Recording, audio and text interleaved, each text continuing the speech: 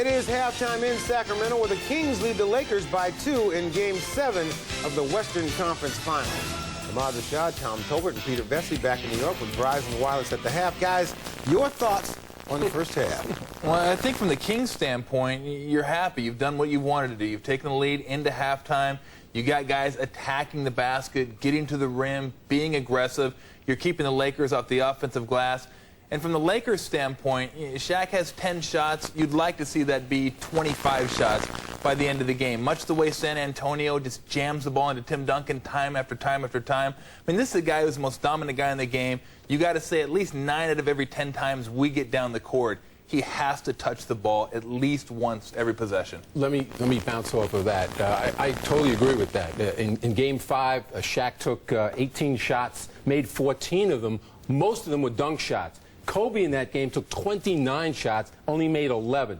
They lost that game by 1. The next game they win by 4. Shaq goes 14 for 25. Kobe lowers his to 10 for 20. It's the same thing tonight. Kobe's got 19 shots. Shaq only has 10. Kobe's only gone to the line once. Most of them are outside shots. Let me ask you about, there's a lot of talk about the officiating going into this game. What do you think about that at this point? I think it's been fine. Everybody's going to be able to play in the second half. Nobody's in serious foul trouble, and they've certainly let a lot more go than they have in the previous games of this series. You see guys getting down low, scrumming it out, a little rugby action down there, and they're saying, go ahead, we're not going to foul you guys out unless it's flagrant or unless it's egregious. We're going to let you guys go out there and play a little bit. Before hitting the notes, let me just say, Weber, he's got to assert himself, take over this game. They've got nobody to handle this guy. He's got 14 points at the half. I've always called him a fake franchise player, but in the last couple series, he's really stepped up. I hate to use that word, but he stepped up, and he's got to do it in this game. This is the game. He has to be the guy. If he does, will you stop calling him a fake franchise player? Absolutely. Okay, time now to check in with Peter with his news and notes. First of all, Peter,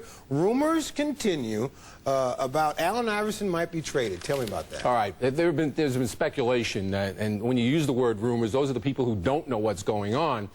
In Philadelphia, they're saying that he might be traded to Golden State for Antoine Jamison and the 3rd pick. The Warriors are trying to move up to get Jay Williams at the 1 spot, if possible.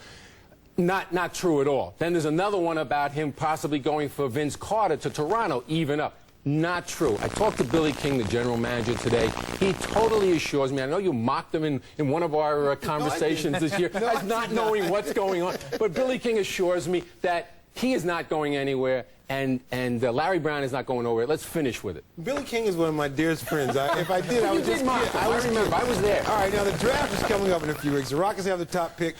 Does it look like they'll take Yao Ming? It will. They'll take him, Ahmad, if it's cleared up as how much the Chinese government is going to take out of his paycheck. They're allowed to take whatever they want. They dictate what's going on here. So if it's cleared up and they work something out before the draft, the Rockets will take him. If not, he might slide. The Knicks, I'm told, have offered Marcus Camby and the number 7 pick to the Rockets. You know, a lot of people, especially the Bulls, are scared. They want Jay Williams. They don't want anybody to move ahead of them into that number 1 slot and take Jay Williams number 1. Okay, only one coaching job available, Denver. What do you hear is going on out there? Well, he's just interviewed. Kiki Vanderway, the general manager, interviewing everybody. He had John Thompson in last week. He's going to do Don Nelson Jr. in Chicago this week. He asked Jeff Van Gundy and Mike Dunleavy if they'd be interested, and sources say that both of them, well, Dunleavy came out and said it, but Jeff Van Gundy does not want the job either. Looks like he's going to be in our profession next year. I don't know if we'll be in it, but he'll be in it. When did they get a team in Denver? They got a team out there? Coming up next, we'll turn our attention to the New Jersey Nets, who will face the winner of tonight's game in the NBA Finals. You're watching Verizon Wireless at the half. Back to the studio. As the Kings and Lakers battle in Game 7, the New Jersey Nets await the winner.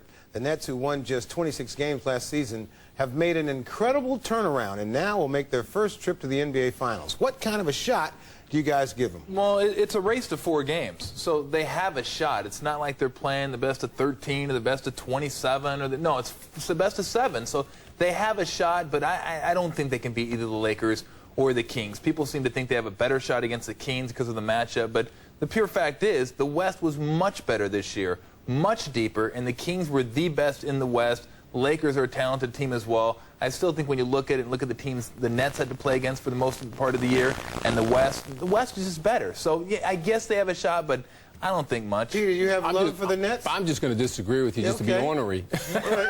I'm the guy that told you that the Nets were going to come back after losing that 21-point fourth-quarter lead. You know, they made history by doing that against Boston, and then they mocked history as meaningless by coming back and winning in 6 games. So they've got an awful lot of heart. We've overlooked the Jason Kidd, a lot of us, you know, throughout the season. They've been the best team in the East the whole year. So it's not like this is some kind of a fluke. You know, we've wondered over the years why Jason Kidd has not been able to get his teams past the second round, only once into the second round. But, you know, he did play in the West against tremendous teams. This time, I think they got a shot. You remember really Rudy Tomjanovich used to always say about his team, never underestimate the heart of a champion. I'm sure that's what the Nets are thinking, too. Well, that's after he won the championship, too. Right. And he stole that from Mario Ellie. You guys just shoot holes in kind of like Pat Riley stole that three-peat from Byron Scott. I was trying. So it'll be the Nets playing for the title as part of a week filled with championship action right here on NBC Sports. And before we go back to Arco Arena, one last thought from you guys on the second half. If you're the Lakers, you need to continue or do a better job of jamming it into Shaq every single time. And towards the end of the game, when it gets close, look for Mike Bibby to step up and hit shots that he's been hitting all series long. If I went first, I would have used that also. but again, Shaq's got to stop, or Kobe's got to stop competing against Shaq, and they definitely have to go to Webber. He has to be the dominant force in the second half. All right, coming up, we'll send you back to Sacramento, where the Kings lead the Lakers by 2 at halftime of Game 7.